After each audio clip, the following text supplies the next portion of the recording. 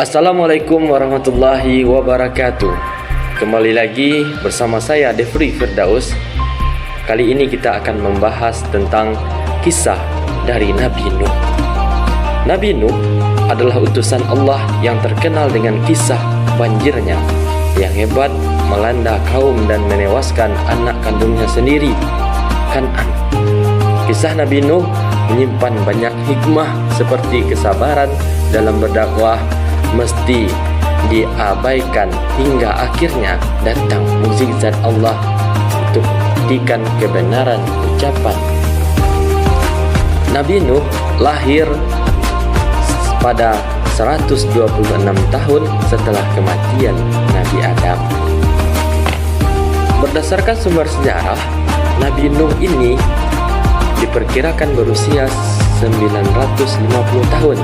Ia hidup di daerah kering dan gersang di utara Mesopotamia kuno, beberapa ratus kilometer dari laut. Nabi Nuh sudah menikah dan memiliki 4 orang putra. Salah satunya adalah Kan'an yang tidak terselamatkan ketika terjadinya banjir bandang. Nabi Nuh sudah berdakwah selama bertahun-tahun. Tetapi umat Nabi Nuh telah menyembah patung yang mereka sebut berhala seperti Wadda, Sawa'an, Yaqutah, Ya'agah, dan Nasrah. Mereka percaya bahwa para dewa ini akan membawa kebaikan dan melindungi mereka. Setelah melakukan dakwah selama bertahun-tahun, Nabi Nuh menerima penolakan dari kaumnya. Banyak yang mengejek, yang mengatakan Nabi Nuh ini sebagai pembohong dan gila. Mereka menutup telinga dan menutup diri agar tidak mendengar dan melihat Nabi Nuh. Kemudian datanglah perintah Allah yang memerintahkan kepada Nabi Nuh untuk membangun sebuah bahtera.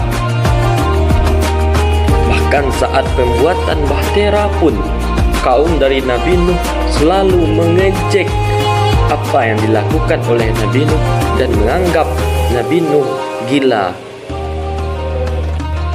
Kemudian setelah bahtera itu selesai, kaum dari Nabi Nuh beserta pengikut-pengikut yang mengikuti keimanan dari Nabi Nuh yang beriman kemudian selamat dari banjir bandang yang menghancurkan kaum-kaum kafir yang ada pada masa itu.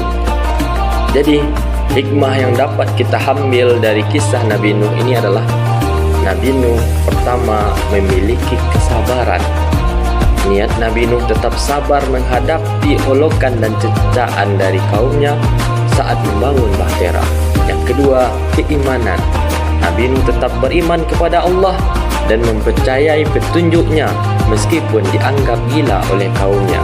Ketiga, balasan perbuatan.